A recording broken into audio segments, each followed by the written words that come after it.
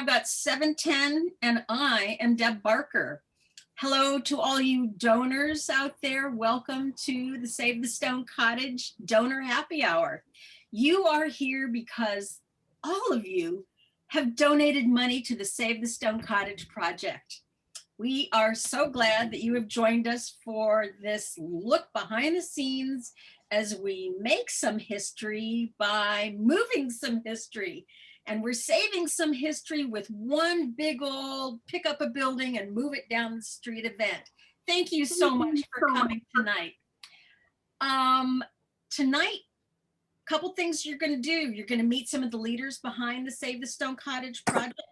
You're going to learn when that stone cottage is not just going to go up, but it's going to move down the street. You're going to learn about the moving night and what there's some awesome opportunities around that. And we don't know when that move is by any chance, or just to let you know, we still don't have a move date. Probably that might have been somebody's question, but we'll also answer all of your other questions at our Q&A portion. Right now, everybody is going to be muted, and Mike is going to mute everybody, right, Mike? More or less. And if you don't see that you're muted, try and mute yourself and keep things super chill so we don't hear.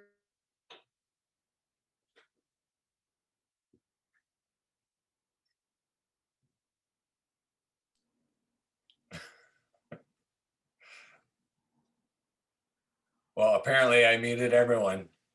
Stand by it, Deb. Now I'm unmuted. There you go. So that's the clue. If you see you're muted and you know you're supposed to be talking and you're only hearing yourself in your room, click the unmute. So we'll get this thing figured out. When we have the Q&A time and other times when you want to be speaking, remember to, click that unmute button, and then Mike will know to unmute you and how all of that good stuff works. Lastly, then, for tonight, we are not going to ask you for money. No, no, no. But we are going to ask you for your ideas about this stone cottage that you've so generously donated to. We're going to ask you, what should this stone cottage become? What should be the plan? We want your ideas for the stone cottage next life. So as we get going, thank you again for coming. Right now, Mike, oh, I'm sorry, I have one more really awesome thing to do. We have some questions for you all. And this is my favorite trick that I do, is I put my papers in the wrong order. Oh, it's good to know I'm consistent. So everybody, you had done an awesome job of practicing raising your hand. This is where we ask questions of you, and you get to answer those questions by raising your hand, okay? Now you all have donated. Yes, raise your hand if you donated. And we want to see these hands. Okay. Now, have you ever, this is ready, if you raise your hand, if you have ever driven by the stone cottage, taken a car, driven past that. Okay. Debbie Gallagher, we can't see your hand, just saying. And Ken and WW and Michael, we'd love to know if you've driven by the stone cottage. Hands down. Your next question is, have you ever walked by the stone cottage? Raise your hand. Just a few walked by. Okay, here's a good one. Have you ever biked, ridden your bike past that stone cottage? Okay, all right. Have you ever jogged past the stone cottage? Anybody? Okay, we got a couple. Good on you. Good on you, because that's a very flat route to jog on with a killer view. Have you ever knocked on the door of the stone cottage? Okay, we had one. Clay, that was you. Glad to know that you knock on doors. Lastly then, here's an important one. Have you ever lived in the stone cottage? Okay, no one. Those are our questions, and now we all know what we've all been up to on Harbor Avenue. Thanks, everyone, for sharing that information. What? I have one to add. Have you ever been underneath the stone cottage in the crawl space? Mike, I think you and all right, a few people have. Clay made me do it. I know, Clay, he knocks on doors and makes people go under houses. I don't know. All right, you folks. Here is the Stone Cottage team. We're going to self-introduce ourselves, which is probably a double something. And we're going to tell you why we are working on this project. Now, you donors, as you're listening to this event tonight, feel free to jump into the chat and tell us why you appreciate the Stone Cottage, why you donated to it. We'd love to know. But let's go ahead and get started for the Stone Cottage team. Starting us off, John. Hi, my name is John Bennett, and I'm a preservationist. And I have to say, over the last 40 years, I have been restoring old buildings in Seattle. It's kind of my love and my passion. I was involved in 1995 in restoring the Log House Museum. It was a great project, very successful. I think things changed for me when the twin teepees went away in the middle of the night. And I kind of realized that this has to stop, especially really unique buildings. So with the city changing and the massive amount of development that's out there, I just felt like I need to do something to save some of these historic buildings. And the Stone Cottage has to be on the top of that list. Great, thanks, John. Mike. Hey, I'm Mike Shaughnessy. I moved to Seattle in 1993, and I opened an electronics business down on Harbor Avenue, not too far from Salty's. And in the mid 90s, as you drove down Harbor Avenue, it was really dumpy. And it was before the gentrification and the beautification of the street. And it was kind of an industrial wasteland until you popped out near Salty's. And in that relatively short amount of time, I literally have watched buildings demolished on a monthly basis. And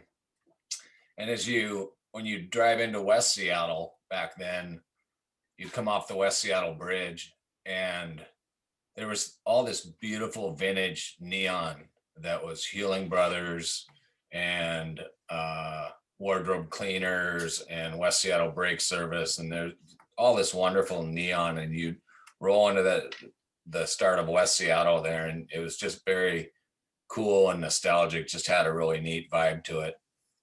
And being an antiques dealer, I've known John Bennett for over 20 years, and when he had started to work on the Stone Cottage, he hit a roadblock dealing with the Parks Department. And I had experience with the Parks Department, and I decided I'd take this project on as my little pet and see if I could shepherd it through the laboriously difficult bureaucratic process of dealing with the Parks Department. So that's how I got involved. And as John says, and I really admire him for his building preservation, is we lose the history and the soul and the vibe of what makes a downtown or an area so important. And this is one small structure we can save, and Clay, who you'll meet later, and John and Kathy and others have all been involved in saving historic buildings in West Seattle. And so I can't overstress the importance of the heritage and the history that's involved in saving these. Awesome. Thanks so much, Mike. I am Deb Barker. I am a late to the game preservationist, but I still love saving buildings, starting with the Save the Admiral Theater, and also a former member of the Seattle Landmarks Preservation Board, a member of the Board of Historic Seattle a long time ago, and a member of the board of the Southwest Seattle Historical Society a long time ago. And I am saving Stone Cottage because back in the late 80s, I got to meet Eva, the woman who lived in the Stone Cottage. I got to meet her on Harbor Avenue on a fluke. Maybe I was riding my bike past the Stone Cottage, which would count as one of the questions. But I just remember meeting her and listening to her. And what I remember the most was her blue eyes. I swear I have that color of blue just ingrained in my brain, possibly like that. So I said to myself back then, I'm going to do anything I can to help save this cool little building. And here I am. So let's hear from Kathy Blackwell. Kathy, unmute yourself. There you go. Thank you. I am the president of the Southwest Seattle Historical Society. And back in February of 2019, it's over 2 years now, we became aware of the sale of the property where the stone cottage is located. So a group of local activists and preservationists immediately mobilized and started the wheels moving to save this building. The Historical Society has a long history in preserving buildings on this peninsula, and we see an opportunity here to preserve another jewel that represents the colorful history of the Alki area. We don't want that history to evaporate in the fever to develop waterfront property. Your support is making it possible to not only save this little building, but also preserve the unique story about the woman and her family who built the stone cottage. So it takes a whole lot of us to care about local history, and we thank you for your support.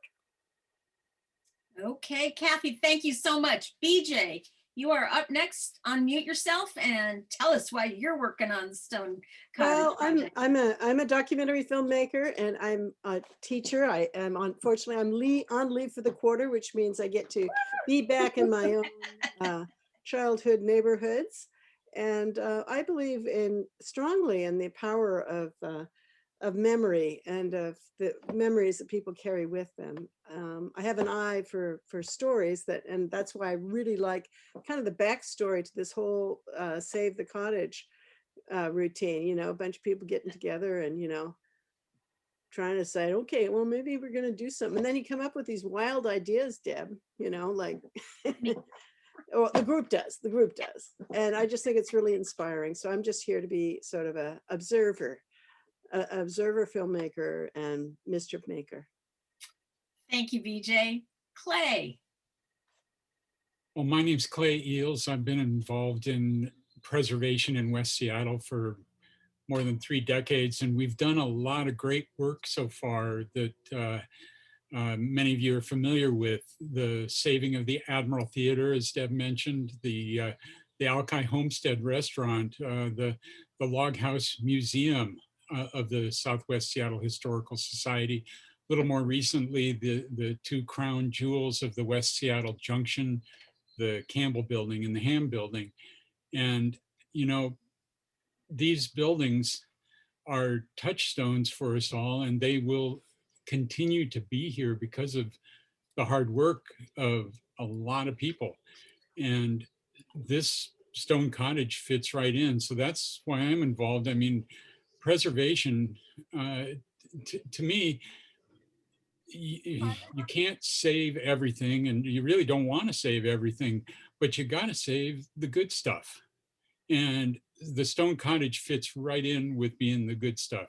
And it also fits in with the reasons that we all do this. I mean, I really think there are 3 things that drive us all. One, in this regard, one is identity. It's about community identity.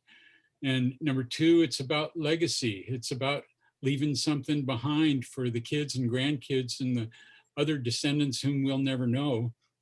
And number 3, it's about hope. And nothing's worth getting involved in unless there's hope. And so that's why I'm here.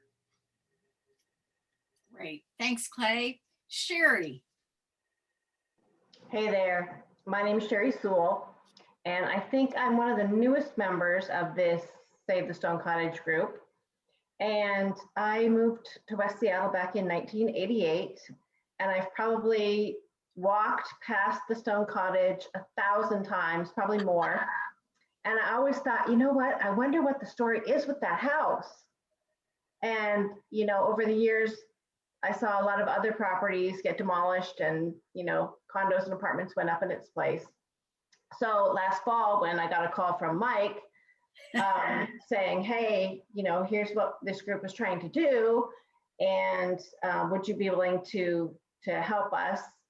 And I have experience, with fundraising, and I was happy to provide, hearing the story, and with everything that happened in the last year with COVID, I thought, what, this is something I can do from home, and it's a project that's worthwhile. And you know what, why not? And it'll be great to see the Stone Cottage moved, and hopefully we can enjoy it for years and years to come. And unfortunately, it won't be there when I walk by an archive, but I'll probably look at the building that goes in its place, and I'll think about the Stone Cottage. Definitely. So Great. I'm excited for the future. Perfect. Thank you so much, Sherry. One of our members who is an integral part of the team, Jeff McCord, was not able to be with us tonight, but we give Jeff a big thumbs up for all of his clever contests that he put together for our Save the Stone Cottage. Whoops, there's my cat. Okay. Don't you love Zoom? Here they just show up. Mike is going to be next. He is going to be telling us about his first video. Mike. All right, well, here's, as you were promised, a little bit of behind the scenes look into what it's taken us to save the Stone Cottage. And in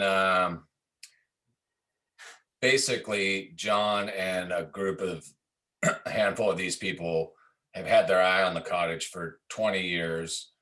This core group got together roughly 2 years ago and began this portion of the saving of the actual structure. And then 5 months ago, we began, I believe Sherry came on about then, and we began designing, our social media, our website, and some of the more public campaign as we started the Gofundme fundraising 4 months ago. And this was the first video here that was done as our first promo video.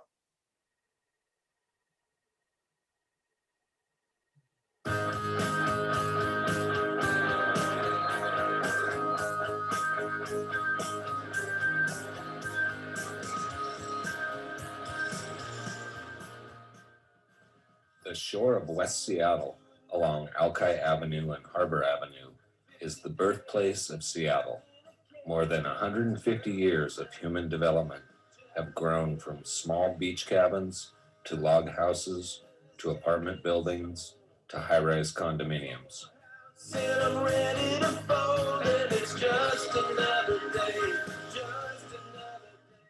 As developers fight for shoreline to build condos and apartments, there sits one of the last remaining funky old beach cabins, Eva's Stone Cottage.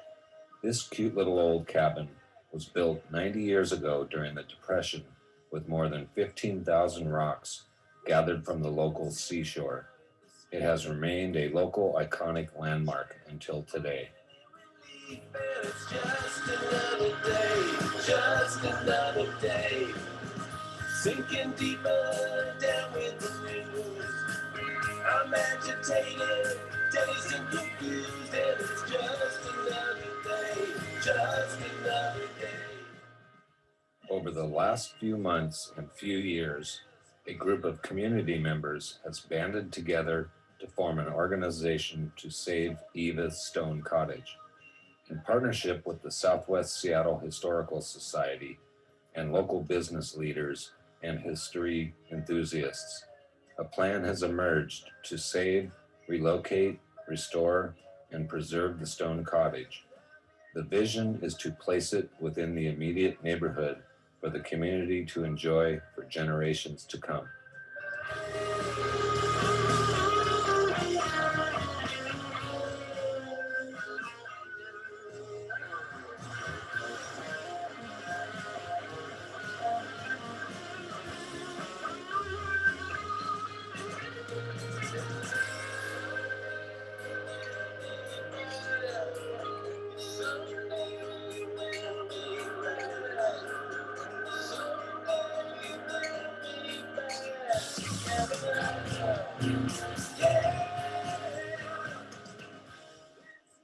But the wrecking ball is showing up soon.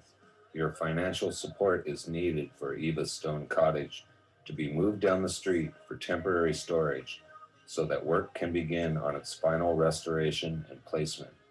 You can help make this vision a reality. Join us.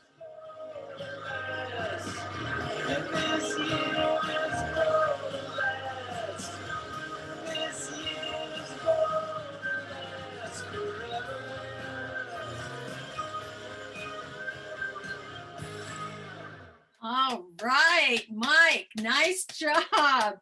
And Mike, how many videos had you made before that one? That was my first real produced video. Prior to that was just recreational skateboard videos. Wow. From skateboards that are moving fast to a stone cottage that's sitting real solid. Thank you, Mike, for sharing. Okay, folks, right now for the big picture, we're going to the big man. We're going to John Bennett to give us everything about the stone cottage that he has in his head. John, take it away. Okay, well, the basic story to date, about 2002, I was contacted by Marilee Hagan and Clay Eels from the Southwest Seattle Historical Society. And Clay said, well, come on down, I want you to see this project we might get involved with. So I went down there. It was kind of a cold winter day, and Marilee Hagan, president of the Southwest Seattle Historical Society, was there, and Clay Eels was filming. And then we also had Ken Bounds, who was director of the Parks Department at the time. And we talked about this little stone cottage. At the time, the owners of the cottage had been offered a whopping amount of money for the property, which in today's terms wasn't very much, but at the time it seemed like a lot of money. And they were really considering selling it, and they were wondering if the Historical Society would want the stone cottage so it wouldn't get destroyed.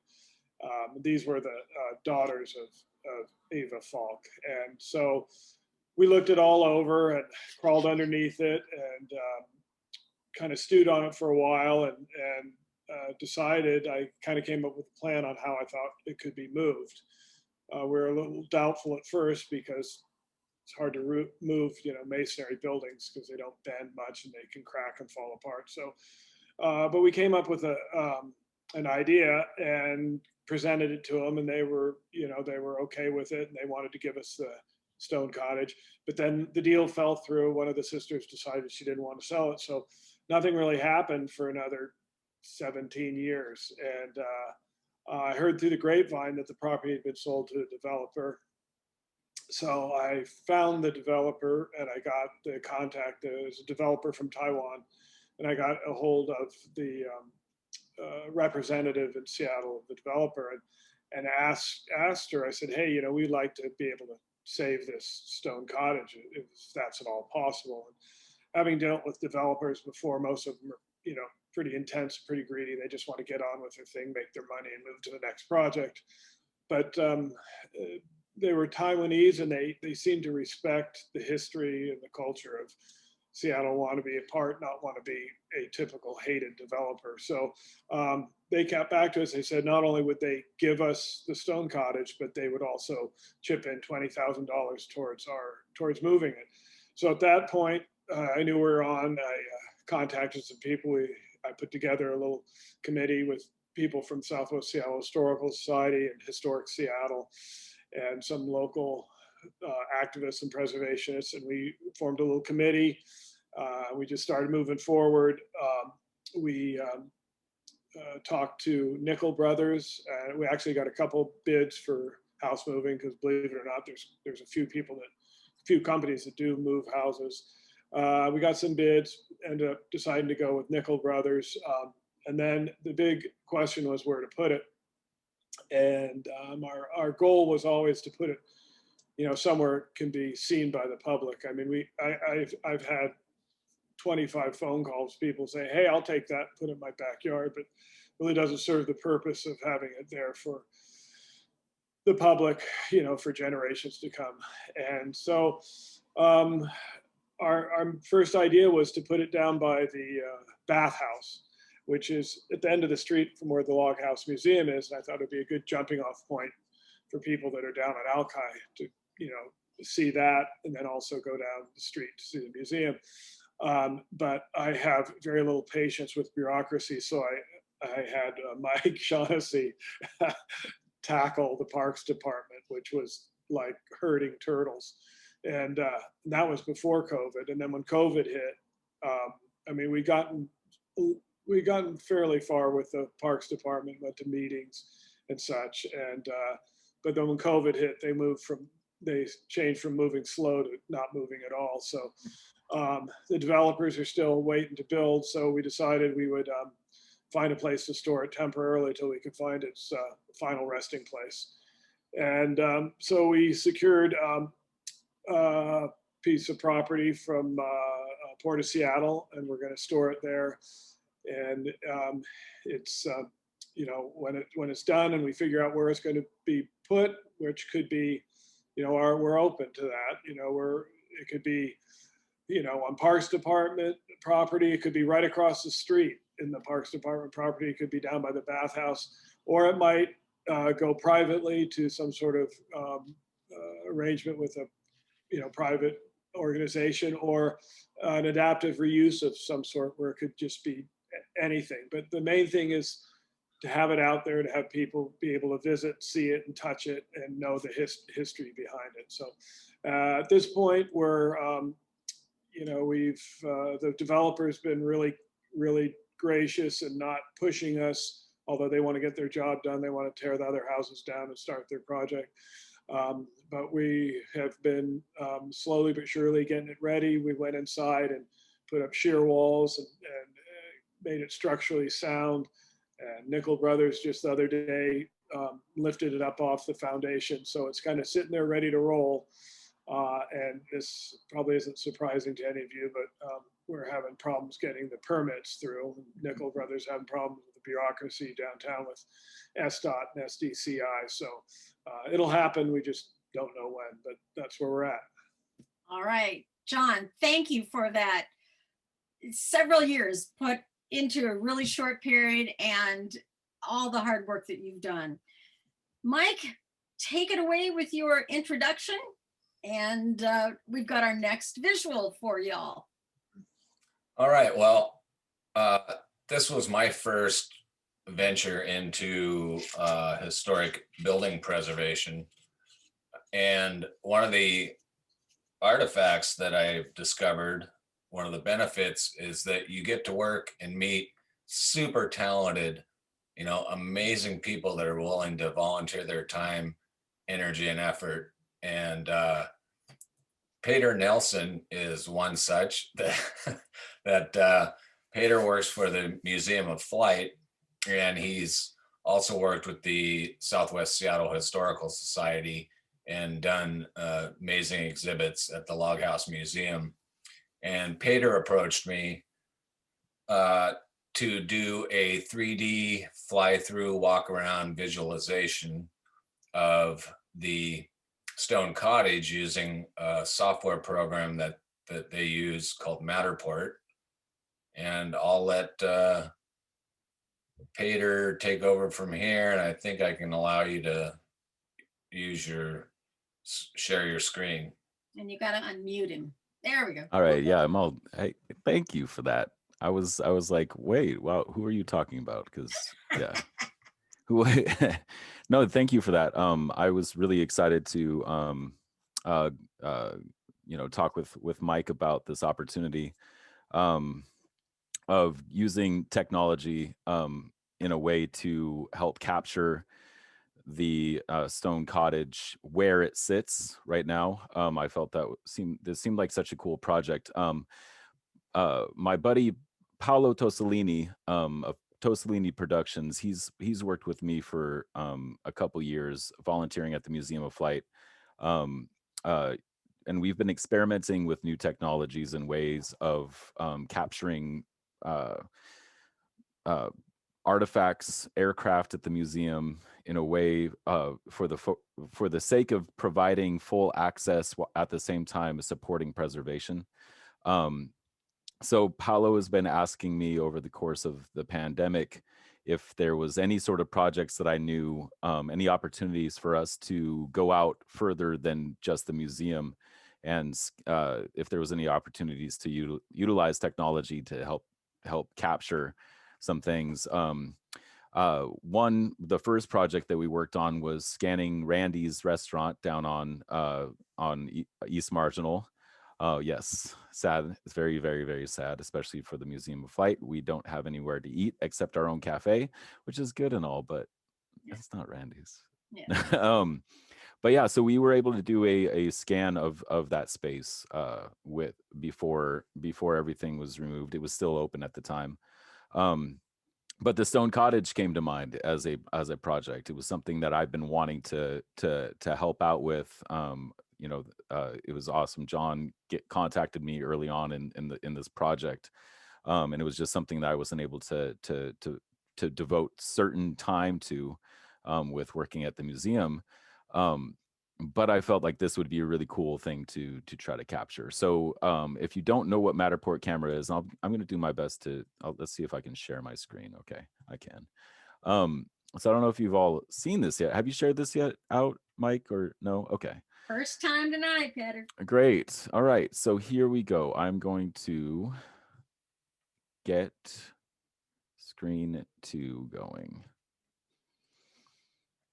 Let's see. Can you all see the screen? Perf. Do you see the Stone Cottage there? Yep. Yep. Awesome. Okay. So a Matterport camera is essentially a rotating 360-degree image capturing camera that has a laser scanning capabilities that it will be able to create 3D models as well as capture 360-degree panoramic imagery. And it's this really fun little deal you put on a tripod and you just basically move it around a space. And it processes everything and connects all these points to create a 3D model.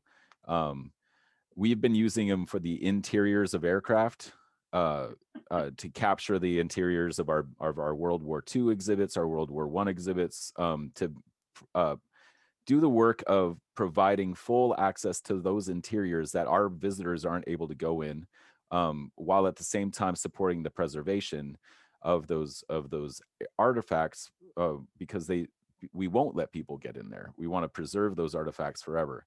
So what we see here is a 3D model of the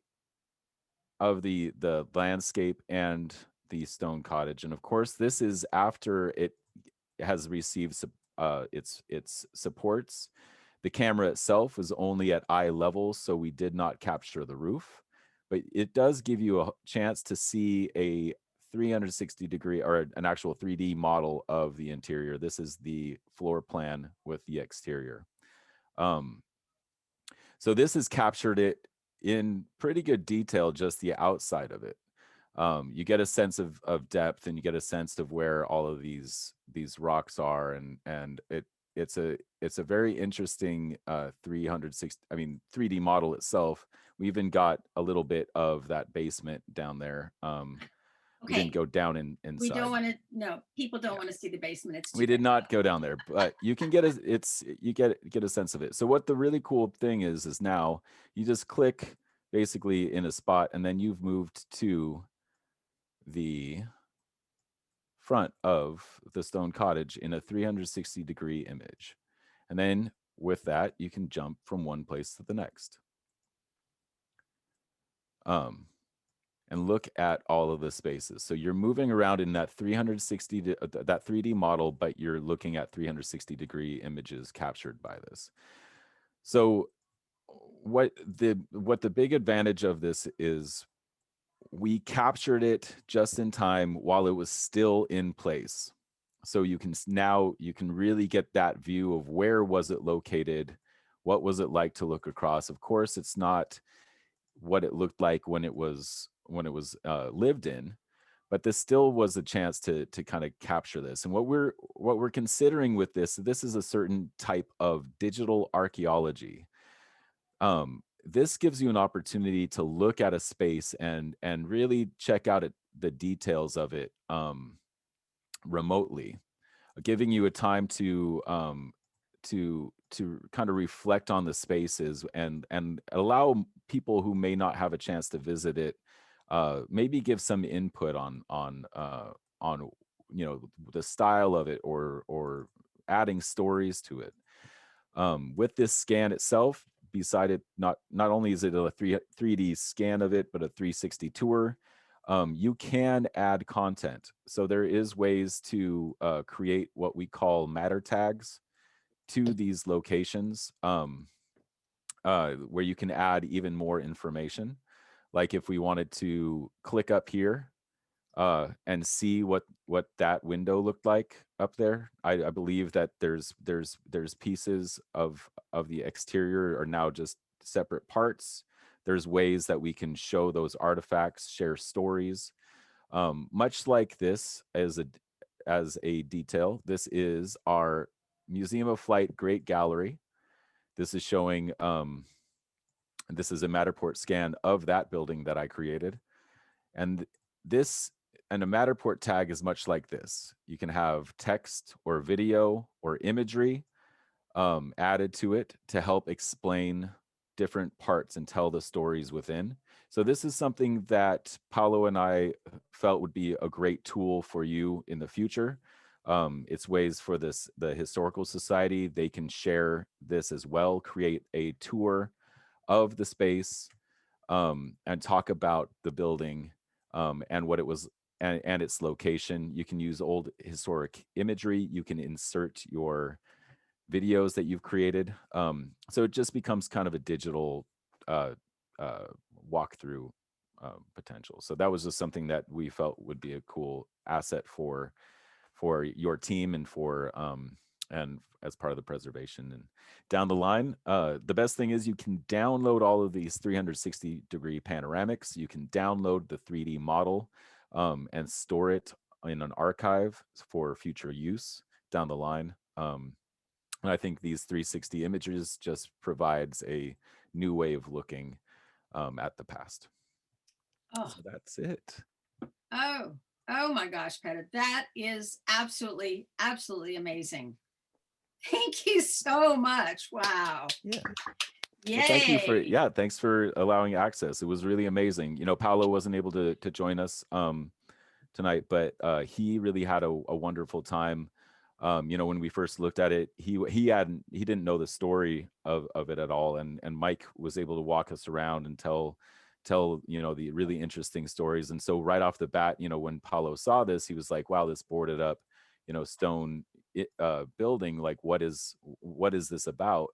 And once we got in there, he was just absolutely fascinated. Once we were going inside, scanning, taking the time to look at everything, he really recognized the importance of the building. And it was really cool to see someone just completely from outside of everything. I mean, he's from Italy, so he's used to preserved buildings, but for him to really get that perspective and really appreciate it, he's like, so what else are we going to scan next? What is so we'll see. Yeah. Well, we've got some amazing murals in an animal theater that he can do next. So thank you so much. Well, thank you all. We are indebted to you. I'm sorry, I'm going to take just a few minutes and do one message and one agenda change. Mike, let Joey and Marcy back into Zoom, if you could, please. And then folks, I did. Joey and Marcy, are you back? Yep, okay, we're in. That's good. Thank you so much. We've got it. This is Jeff. I just had a really quick comment. One of the things that I have heard is that something similar to the Matterport technology has been used to capture things like Notre Dame, which is helping them to know how to restore those kinds of, so I just wanted to mention that. Jeff, would you like to quickly introduce yourself?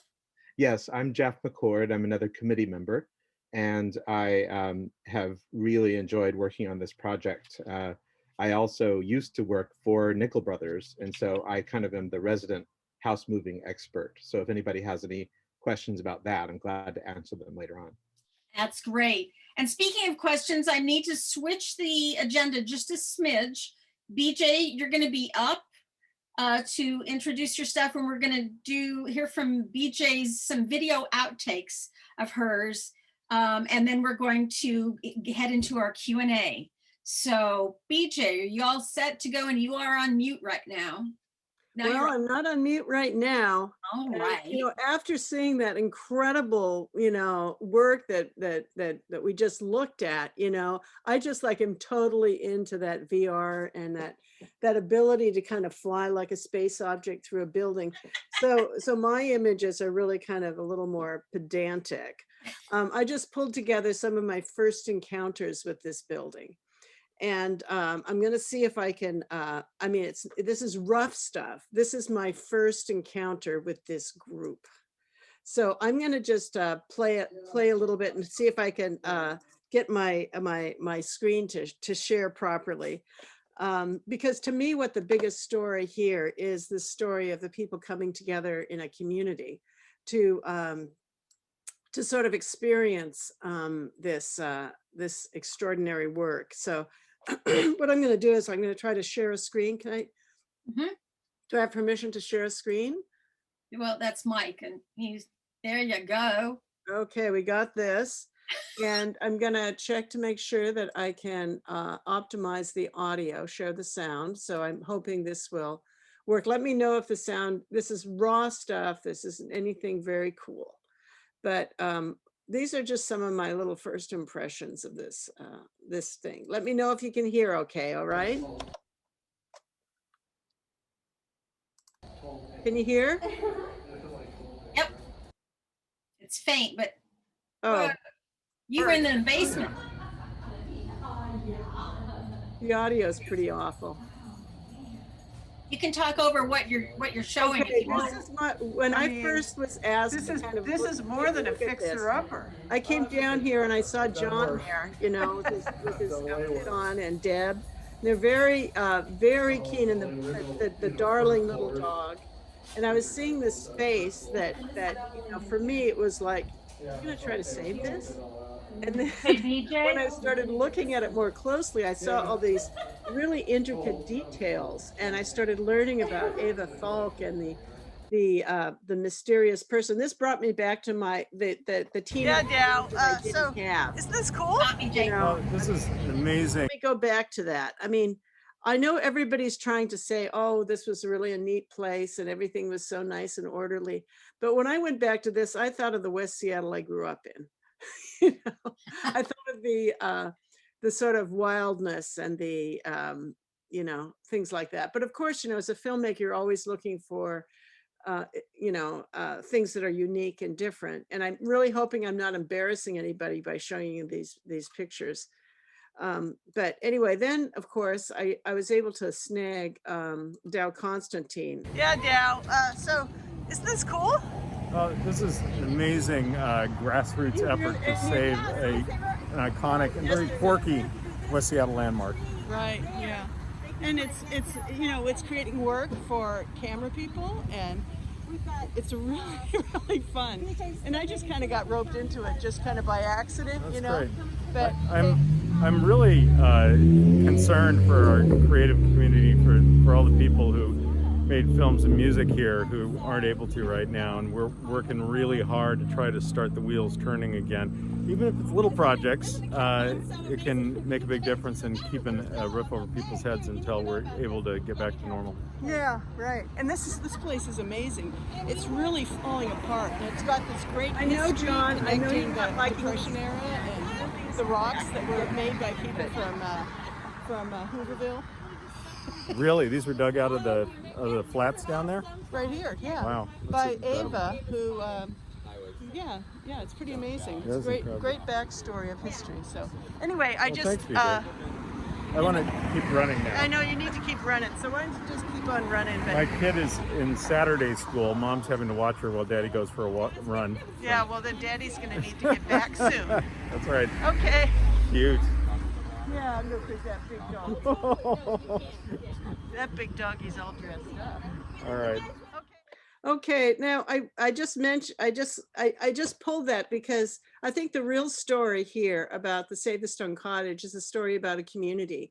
And it's about people coming together with a common passion and a desire to preserve an aspect of our, I'm going to stop sharing. If I can figure out how to do that. There, I think I did it. Yeah, I stopped sharing. Yep. Right? Yeah. Yep. Because to me, that's what's really exciting about this whole process of this is a landmark, this is a piece of Seattle history, but it's not just, it's more than a building. It's more than a collection of rocks. It's even more than a story about, you know, persistence and women coming together and owning their own lives, which I think is kind of the Ava Falk backstory.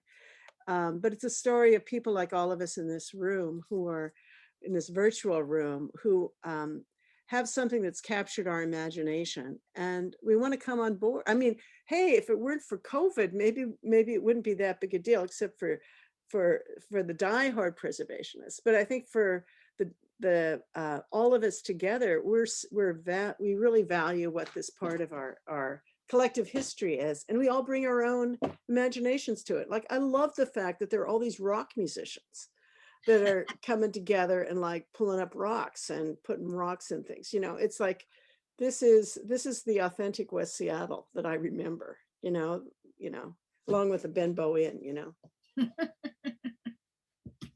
All right. You know what I mean? Am I making any sense to people? I can't see everybody's faces, so I don't know if there's any commonality. I mean, this is the real deal. And the real unvarnished story, in my view, of this cottage is the unvarnished story of survival, resilience, women, you know, rather bizarre, somewhat eccentric gals getting together and making their own lives on their own terms, you know, like showing up in, you know, pajama outfits when they have to go to trial, you know. I mean, divorced women who, you know, get their beauty title taken away because they're divorced. You know, I hope this isn't blowing the cover for any of you, but the real story here to me is this story of Ava Falk getting together with her mom. You know, they used to be in a religious cult, and, you know, they end up in West Seattle, and they make something out of nothing, you know. And I think the real story behind this is a story of resilience and of not allowing, you know, the forces of negativity to take over their lives. It's matriarchal. So was I supposed to do anything else? Well, tell us who, since you need to take off, tell us, give us the credit info on your big video, and then we'll move to Q&A. Okay, you've probably all seen the original one. Yeah, the great people. I mean, when I started doing this, I didn't know. I just, there was this guy that had worked as a production assistant who was interested in doing camera work. I didn't know that this guy was, you know, totally. I mean, I didn't know him in the capacity as a cinematographer. But anyway, I arranged to have somebody do and sit down interviews with people, you know, to get the story constructed. But it turns out it was a 3-for-1. You know, Diana Wilmar and David Fox, they have a company. They live up by Hiawatha. Their son is Simon, who is the one I hired. So 3 camera people showed up for the price of 1, with a drone, with 4K fancy broadcast kind of camera, and then a DSLR. And I mean, Peter Nelson, I know that you're going to appreciate the value of a 4K DSLR and a drone and this kind of stuff. And it just created magic, you know? So another thing I want to do a shout out for this group of Save the Stone Cottage is the investment in media and the work that Mike O'Shaughnessy's been doing in documenting this process. I mean, this is invaluable. I think it's absolutely incredible that we've all come together and we've used our talents to kind of not just preserve a bit of history, but to come together as a community to remember. You know, we're engaged in the process of making memories. And I'm really interested in following the process as it takes the next step. Great. So am I supposed to do anything else, Deb? we are so glad that you're with us. We wanted to get you out of here by your drop date, your deadline, and we did it. Out of town guest visit. All right, go deal with your out of town guests. Thanks, BJ, because our next topic that we're all going to talk about is answering your questions and answers. Now, I admit that right now there's a lot of stuff in the chat, and has anyone put a question in the chat? If not, let's just go to that old thing that we've got down. Let's raise our hand. Jan, you had a question in the chat. Let me find that, and we are going to read that. So Jan, I see your question. Yeah, but I think I could answer that one. Well, hang on, I have to read it, Jeff. I learned this in some other Zoom thing that you have to read the questions out loud. Jan said, I'm connecting the image from Petter to the image of Google Earth does. It's amazing. Images are similar to the exhibition of Mont Saint-Michel in France that was at Mohai a couple of years ago. Same technology or something different? Petter, do you want to answer that? Or Jeff, is that you? Well, she had asked a different question. I apologize. I was answering the seismic question, but I can. Petter first, can answer let's do Petter answering Jan's first question, then we'll go back to Jan's. Oh, sure. No, I can definitely. So the camera itself is very similar to what Google has been doing over the past several years, and they would have a giant rig of multiple cameras and stitch them together and do a lot of processing. And this camera just provides a smaller unit that can be moved around on a regular camera tripod. So it's a lot more easier. This is something that is done more so with real estate. You'll see now with selling of homes, people will do interior walkthroughs, and so we're just using it in a whole different way as far as with preservation. But there are ways to add other elements to it. Larger laser scanners, that's how they can do giant stadiums. That's how they can do even larger art things like Notre Dame or other. You can tie this technology into that, and so there's ways to expand it, so very similar to that. Yep. Perfect. Before we get to Jan's other question, does someone have a question that they want to do? To raise your hand and say it out loud. Anybody? No. Okay. Nancy, did you have a question? I did. I'd like to know some more about Eva. I mean, I've heard her name and whatever, but how is it that she ended up in Seattle and Alki, and what did she do for a living and support herself? And how long did it take to build the house? And why did she do that? We've been in contact. That's so wonderful that you're asking that, Nancy, because we've been enthralled with finding out about Eva as we've been working on this. And we've actually virtually met and face-to-face met with some of Eva's daughters and her extended family members who are living in the area. And Eva and her mother moved to West Seattle in the early 30s. They had lived up in North Seattle before then. And before that, Eva was born out in Montesano as her father was in lumber. And I think her father and mother married out there. They eventually moved to Seattle. Her parents divorced. But when Eva and her mother moved here, they managed to buy the property and built a little wood house on the site.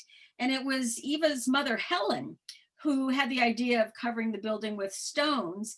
And so Eva took that under her care, and Eva with her oldest daughter, who was only 3 years old, would go out, and we told the story about Eva and her family taking a wagon out to collect stones over by the lighthouse. And that was one of the stories that we'd heard about. Eva's family lived in the house from the 30s. Eva actually built the house in back of this one on Maryland Street, and the family lived in both houses over the years. Eva's family sold the property, just 5 years ago or so, something like that, John, I believe. So there's a very long history that we haven't really even begin to get into too much, but we know some wonderful portions and some interesting portions. Did someone else want to chime in on that? No?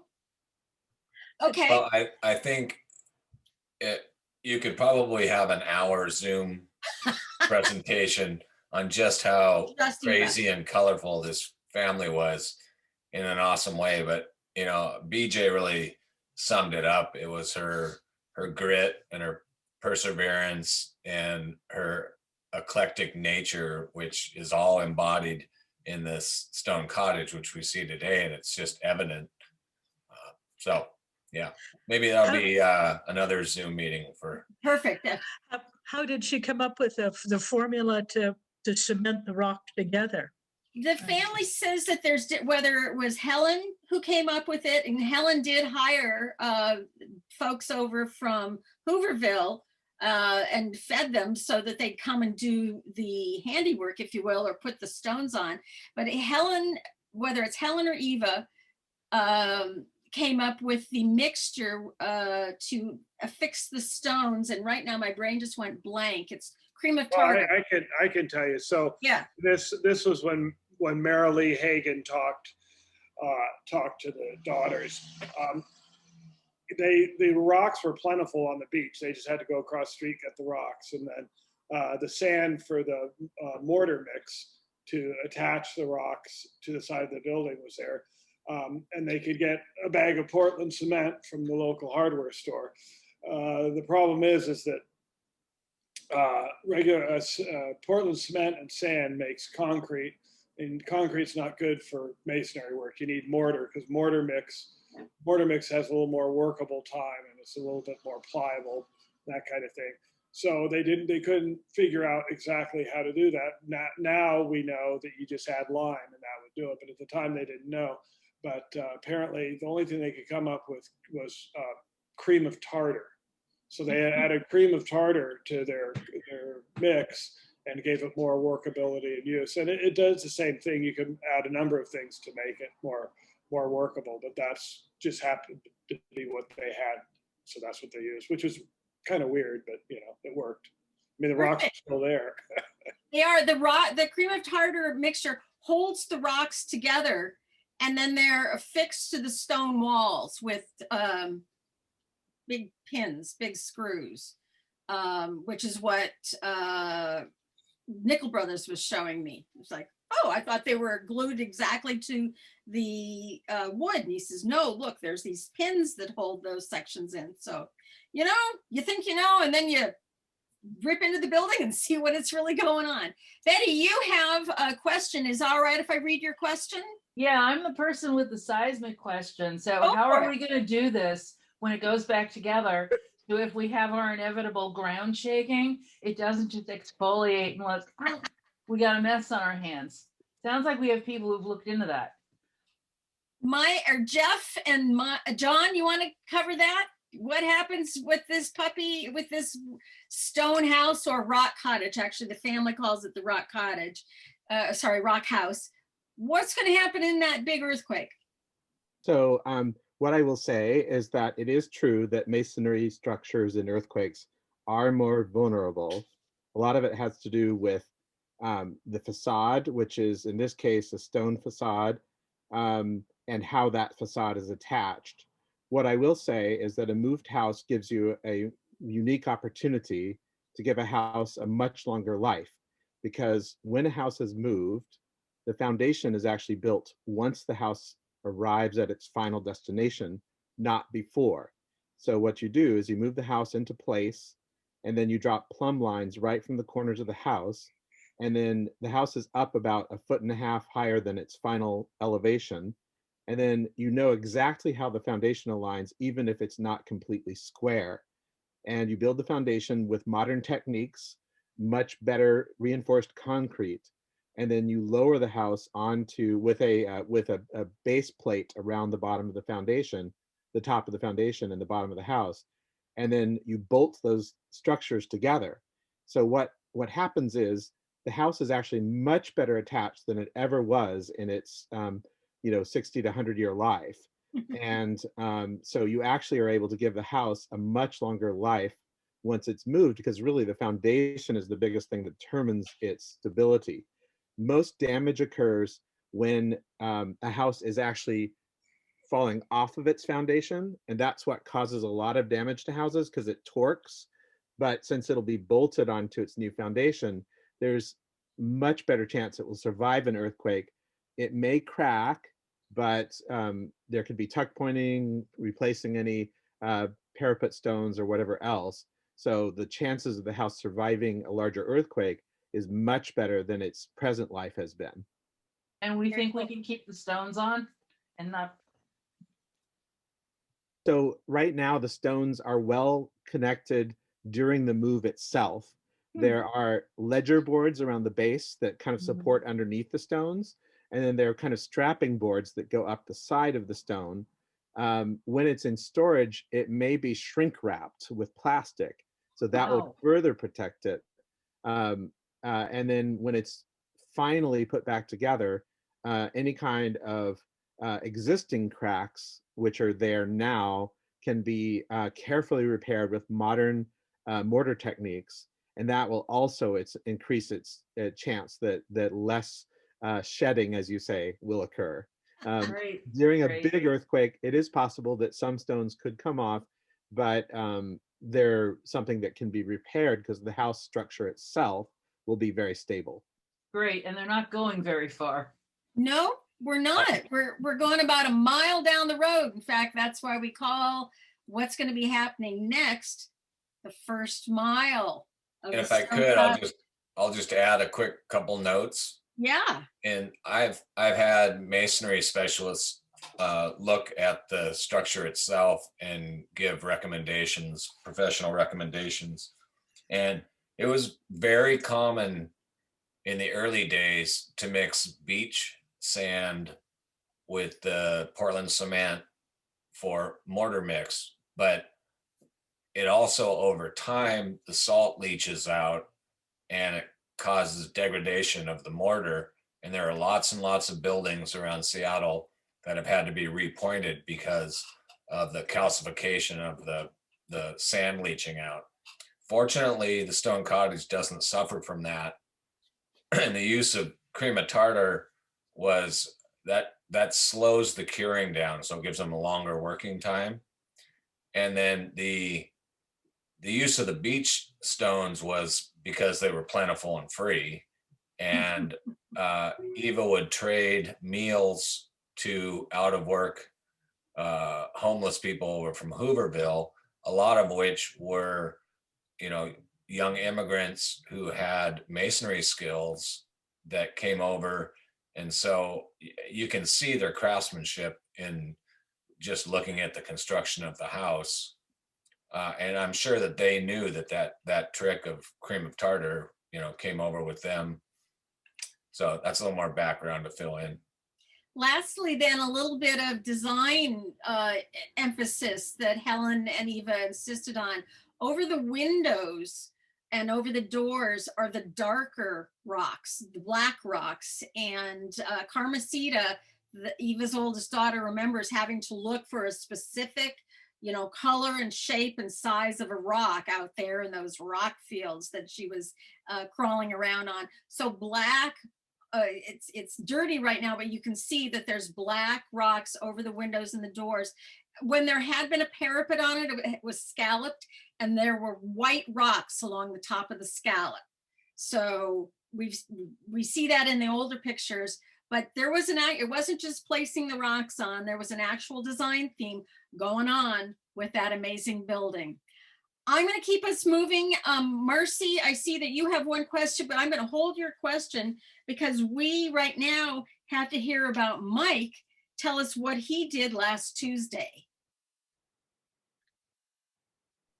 All right, last Tuesday, as you know, we're being fit into the schedule of the house movers, Nickel Brothers, a world leader in historic structure saving and moving.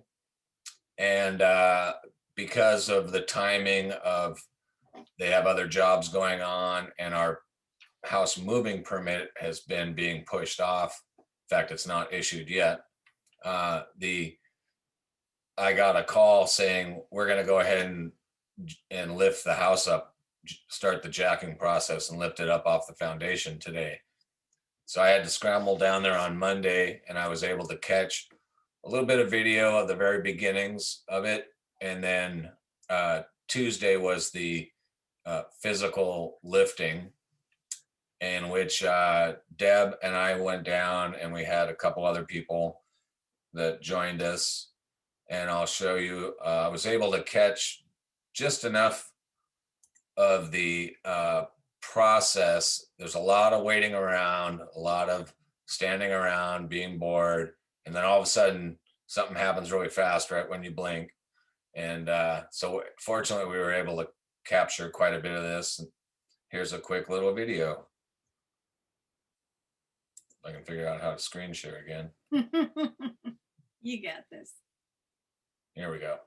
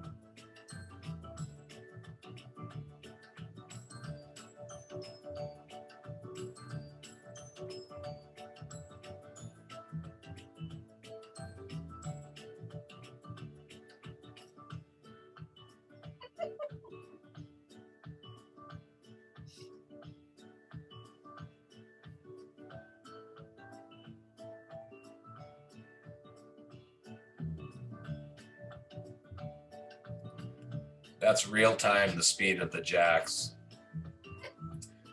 These hydraulic jacks lift in 14-inch increments, and there's a hydraulic controller. So each throw here is a 14-inch throw, and then they reposition cribbing. And now it's sitting about 6 feet off the ground.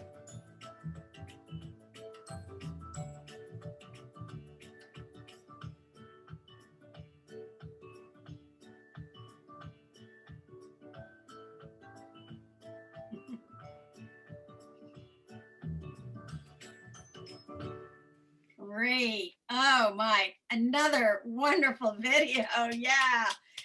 As I say to people, well, yeah, it moved and now it's a 2-story building instead of a 1-story building.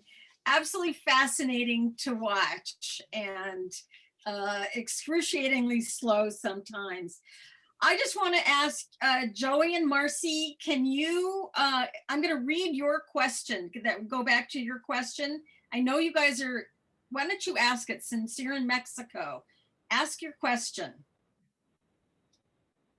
Well, we were just, this has been a great presentation. That's what we didn't want to miss it to catch up on anything. So thank you to everybody who's working so hard with this. But I know that it's going to take a whole lot more money and work. So our question is, what is the next step for fundraising? What a great question, because that segues right into our next topic, which Mike will answer. Okay, I'll take that one. Yeah. Well, yeah, so we officially started our GoFundMe campaign December-ish. So we're 4 months into it, and we're just shy of 82,000 of the original 110 that we were hoping to get.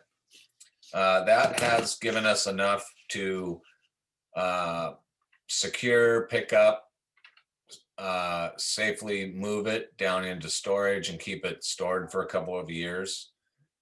In which case we will then need to do more fundraising to place it in its final position And whichever we, if Parks Department wants to continue the discussion, once they recover from COVID and the city gets its funding back together, we'll open up discussions with them in a year, or maybe a public/private collaboration for an adaptive reuse. So we're about to enter into a 2 or 3 year storage time where there won't be a lot of activity and there won't be a lot of exposure. So we have one more fundraising kickoff prior to it being moved, and we're going to have an online auction. We're going to have a number of things you can win at the auction that you can ride in the pilot car, or you can push the start button to kick off the parade, or you can wave the checkered flag at the finish line. Just one more opportunity to fund this before it goes into storage. And then we will start a new creative campaign of new creative ideas on things that we've compiled and documented up to date that we can pull out of the archives and display, and may take new talent to create new ideas on how to do fundraising for something that's not quite as visible as it is today. Great.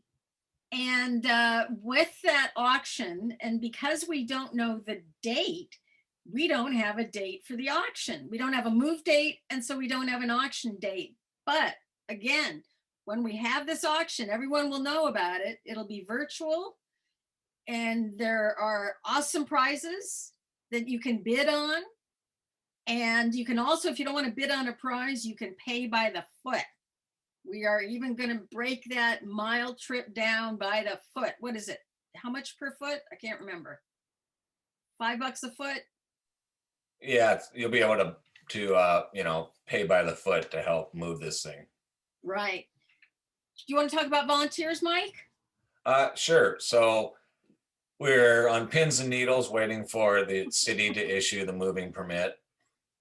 We suspect that it will be within 2, 3, 4 weeks from now, but quite honestly, the more it's postponed, the longer it gives us to do a little more fundraising, and the better the weather gets, which is all good for us.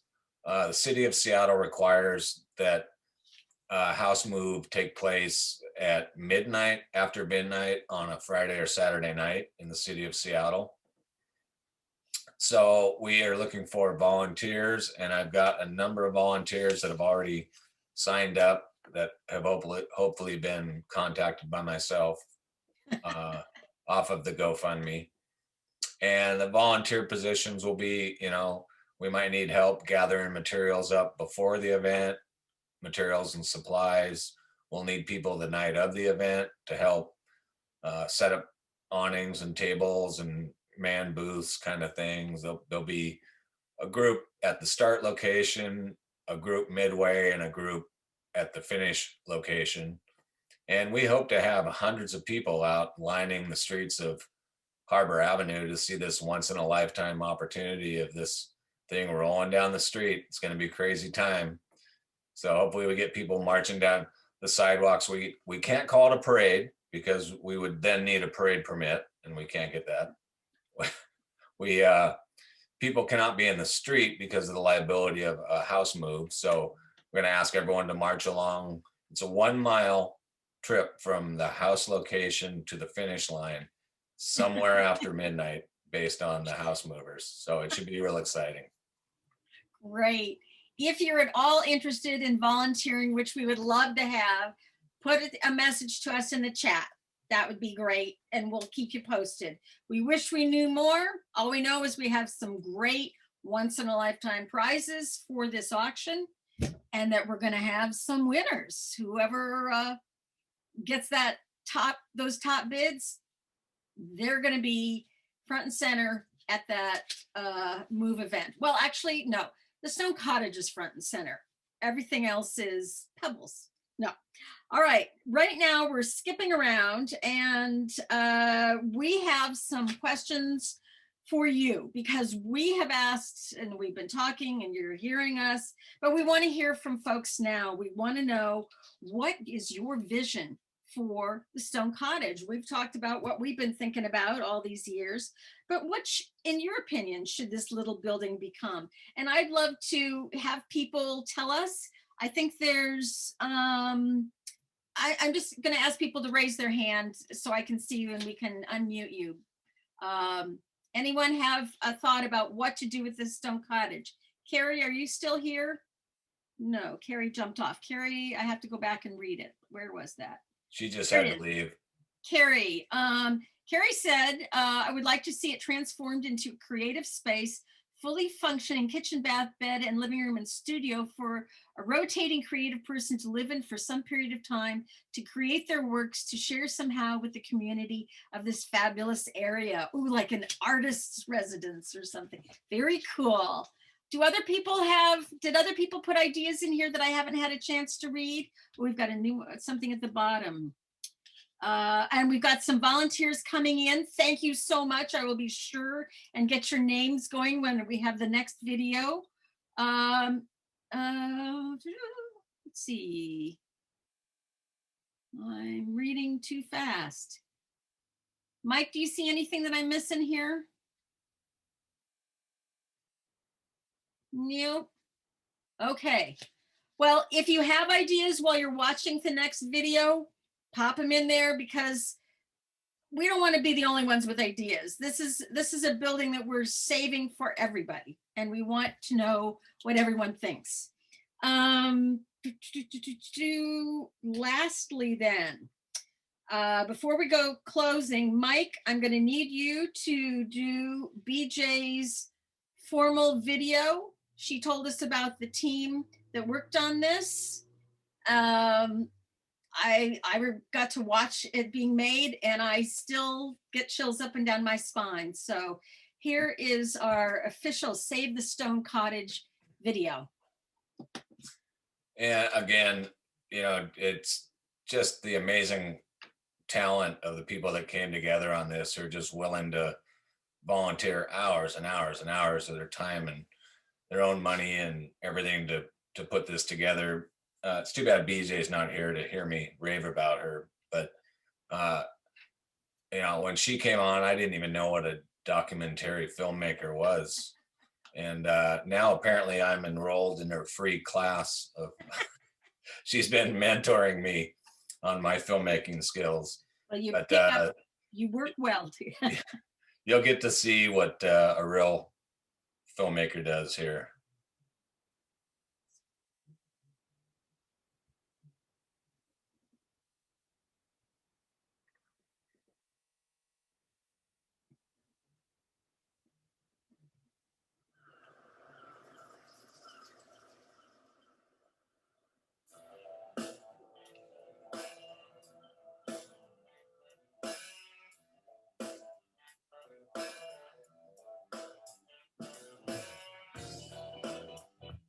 The great thing about this house is you ask anybody who's ever driven down Alki Avenue or gone to Alki Beach and say the Stone Cottage, and they know exactly what you're talking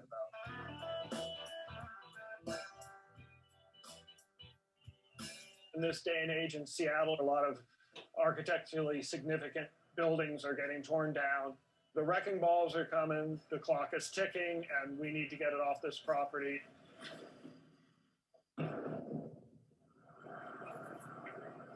We got into this project because John Bennett reached out to us and told us about this brilliant idea about saving the Stone House. And as a developer, of course, you know, we want to do what we can to save the history of the city. So we worked out a plan, and here we are.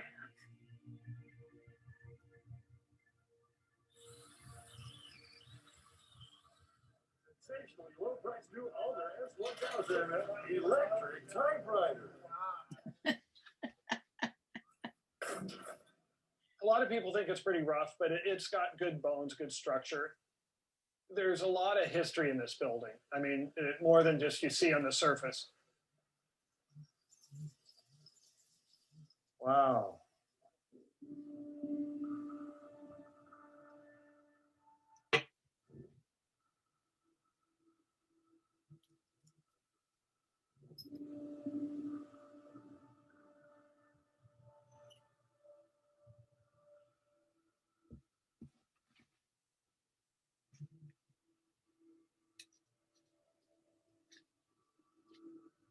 Even the rocks retain the memory of the Duwamish people. And so because these rocks came from right across the street over here off the beach, that was my original interest in the house. Here we are today in 2020, preserving this thing. It's a good day. Hartse slav.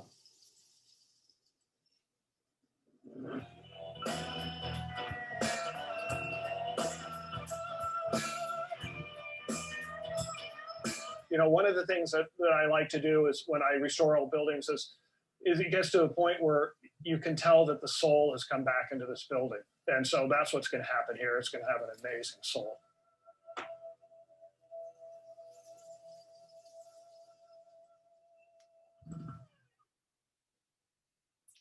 Oh, yes. Oh, great.